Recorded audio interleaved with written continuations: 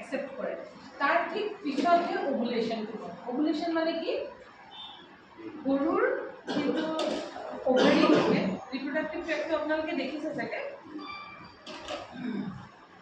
এই যে ৰিপ্ৰডাক্টিভ ট্ৰেক্টটো এইফালে হ'ল আপোনাৰ বাহিৰত এখন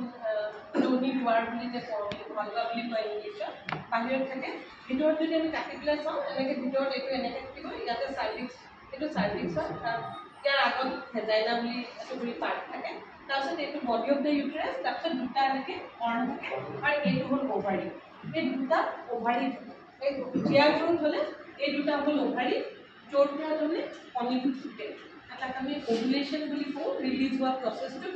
আৰু কণীটোক আমি ওভাম বুলি কওঁ নহ'লে এগ বুলি কয় দেই এতিয়া যে গৰুৱে এটা যে কনচিভ কৰে তেতিয়া আচলতে কি হয় গৰুটো যেতিয়া গৰম হয় তেতিয়া তাক আমি কৃত্ৰিম প্ৰজনন বা নেচাৰেল ব্ৰিডিং এটা সাৰ গৰুৰ লগত ৰাখিলে তেতিয়া সেইখিনি সময়ত যেতিয়া প্ৰজনন হয় তেতিয়া তাৰমানে কি হয় শুক্ৰাণুটো এতিয়া এই হাতখন সোমোৱাই দিছে দেখিছেনে এয়াই কৰোঁতে হাতখন কিন্তু এই নলীটোৰ ভিতৰত নাই ৰেক্টামৰ ভিতৰত আছে তাৰমানে যিফালটি মানে গোবৰ ওলায় সেইটো বাটতহে হাতখন সোমোৱাই খেপিয়াই পেলাই তাৰমানে ভিতৰৰ অৰ্গেনটো এনেকৈ ধৰি তাৰপিছত এই মুঠক বডি অফ দ্য ইউটেৰাছত চিমেণ্টটো দিয়ে তেতিয়া কি হয় আমি কৃত্ৰিম প্ৰজনন বা যিকোনো নেচাৰেল ব্ৰিডিং হ'লেও চিমেণ্টটো এই ৰাস্তাইদি গৈ লাহে লাহে গৈ পেলাই এই যে নলীডাল আছে পাতলাকৈ এইখিনিত আছে পাতলা এডাল নলী এইডাল নলী কাটি থোৱা আছে এইটোক আমি ফেলোপিয়ান টিউব বুলি কওঁ তেতিয়া কি কয় যে ফেলোপিয়ান টিউবত এটা কৰি জেগা আছে ফুলেৰি স্কুইড জাংচন বুলি কয় সেই তাত তাৰমানে ডিম্বাণুটো আহি পেলাই তাতে ৰয় ইয়াৰ পৰা ৰিলিজ হ'ব ৰিলিজ হৈ সেই টিউবডালত এই অভাৰীৰ পৰা ৰিলিজ হৈ টিউবডালত থাকে ভাবটো আৰু সিফালৰ পৰা শুক্ৰাণুটো আহি তাতেই দুটা লগ হয় আৰু লগ হৈ পেলাই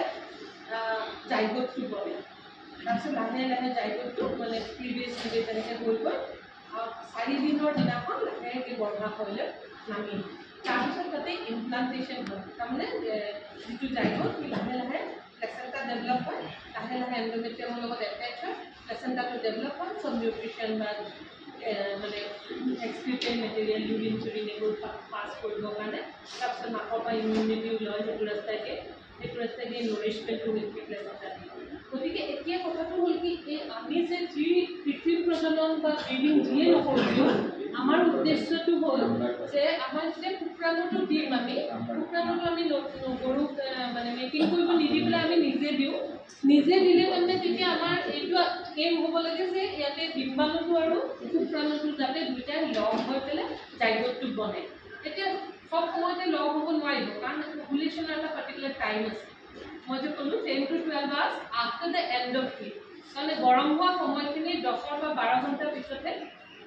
ডিম্বাণুটো ওলাব আকৌ ডিম্বাণু আকৌ গোটেই বহুত সময় জীয়াই থাকিব নোৱাৰে 6 পৰা 12 ঘণ্টালৈ ভালকৈ জীয়াই থাকে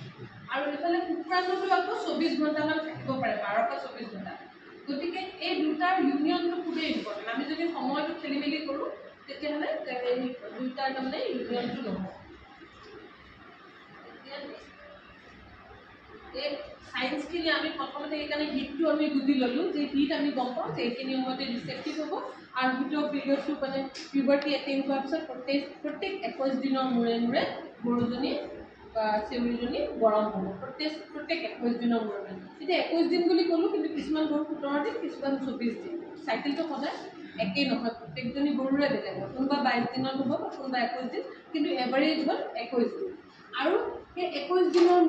এই গোটেই 21 দিনটো আমি 4 ভাগত ভগাব পাৰোঁ আৰু ইয়াৰে ভিতৰত 4 ভাগ যে আছে প্ৰ'ষ্টাছ এষ্টাছ মেটাষ্টাছ আৰু ডাইষ্টাছ ইয়াৰে ভিতৰত আমাৰ চবতকৈ ইম্পৰ্টেণ্ট পিৰিয়ডটো হ'ল এষ্টাছ আৰু তাৰ মেটাষ্টাছটো ইম্পৰ্টেণ্ট কাৰণ সেইখিনি সময়তে আমাৰ ডিম্বাণুটো ওলায় গৰুৰ ক্ষেত্ৰত দেই বেলেগ এনিমেলত কিন্তু ইষ্টাছৰ সময়খিনিতেই ডিম্বাণুটো অভাৰীৰ পৰা ৰিলিজ হয় কিন্তু গৰুৰ ক্ষেত্ৰত 10 to 12 hours after the and of heat বুলি কয় তাৰমানে হিট শেষ হয় 10 বা 12 ঘণ্টাৰ পিছত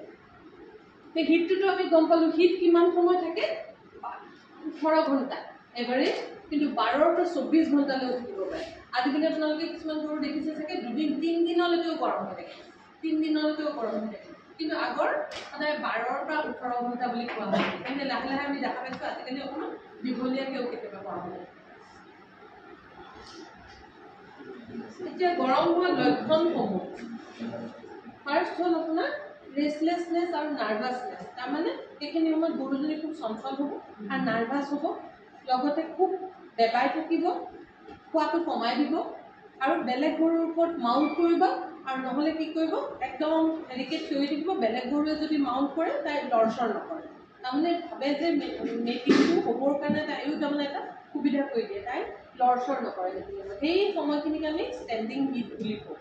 হিট যদিও তাৰমানে এটা দীঘলীয়া পিৰিয়ড, কিন্তু তাৰ ষ্টেণ্ডিং হিট কেতিয়াৰ পৰা আৰম্ভ হৈছে সেইটো আমাৰ খুব ইম্পৰ্টেণ্ট, কাৰণ আপোনালোকে দেখিলে প্ৰইষ্টাছ বুলিও এটা পিৰিয়ড থাকে, সেইখিনিতো গৰুজনী কিন্তু অলপ কিছুমান লক্ষণ দেখাব, কিন্তু সেইখিনি সময়ত আমি যদি এআইটো কৰোঁ ছাকচেছফুল নহয়। যে ঠিক ষ্টেণ্ডিং হিটত আমি এআইটো কৰিব লাগে। যেনেকৈ গাহৰিৰ ক্ষেত্ৰত আপোনালোকে জানে যেনেকৈ বেক প্ৰেছাৰ দিব লাগে, গাহৰিজনী যদি লৰচৰ নকৰে তেতিয়া সেইখিনি সময়তে আমি হেৰি এআইটো কৰি দিওঁ। সেই তেনেকৈ ইয়াতেও তাৰমানে ষ্টেণ্ডিং হিটটো খুব ইম্পৰ্টেণ্ট, আৰু এই ষ্টেণ্ডিং হিটটো সাধাৰণতে 14 পৰা 16 ঘণ্টা থাকে।